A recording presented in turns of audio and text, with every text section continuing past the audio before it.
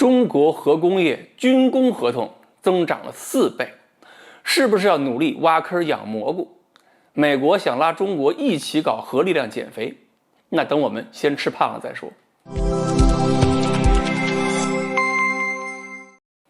各位网友，大家好，我是刘小飞。有的时候啊，有些新闻报道单独看、单独听不出什么，但是经过一段时间之后，如果我们把若干条新闻连起来听，那就有意思多了。几个月以前呢，就有新闻报道过，说美国、俄罗斯谈判这个削减核力量，美国就说了，光咱们俩谈不行，咱就把中国拉进来一起谈，要把中国纳入新的削减核武器条约里去。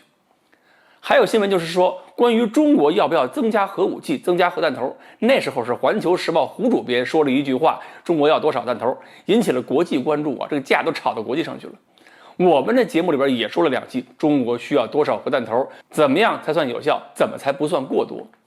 然后呢，就是前段时间美国著名的那个詹姆斯防扩散研究中心啊，那是搞这个核力量研究的专业性机构嘛，他们通过卫星判读了在国内某些地区发现的大批类似弹道导弹发射井的设施。然后这个新闻一出来，国内某个比较著名的自媒体大 V 就想当然的认为那就是风力发电站的基座。然后很多媒体一看呢，这个文章能够嘲笑一下美国的智力，于是呢就不看卫星照片是什么，跟着也抄，甚至在央视的节目里边，有些专家也跟着一起翻车。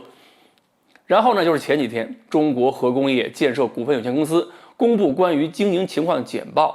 里边写得很清楚，2021年7月中国核建新签的合同额是728亿元，同比增长20%。但是里边很关键的一点就是军工工程新签合同到了171亿元，同比增长91.4%， 4倍。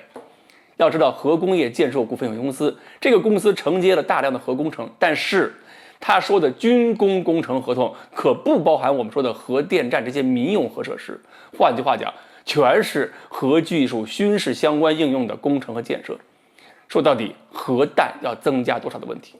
那么这个数字突然增加到去年同比的4倍，就算是以前的核弹需要这个维护啊保养，那也不可能增加这么多。这就意味着未来一段时间之内，中国的核武器以及和核武器相关配套的设施恐怕会有爆发性增长。这几个消息连起来，我们会有什么感觉？就是中国的核战略也许没有什么本质变化，但是在核力量建设上，我们要求我们的规模必须达到和我们国家地位、国际地位所相适应的同等高度。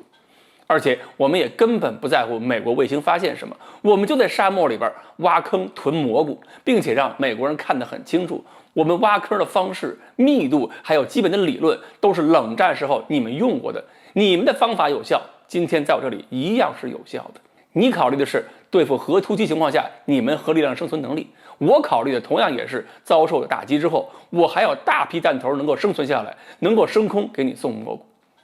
当然了，这倒不是意味着我们要把世界带进一个早打大打核战争的一个冷战疯狂时代，而是要通过这一系列动作拉个平衡。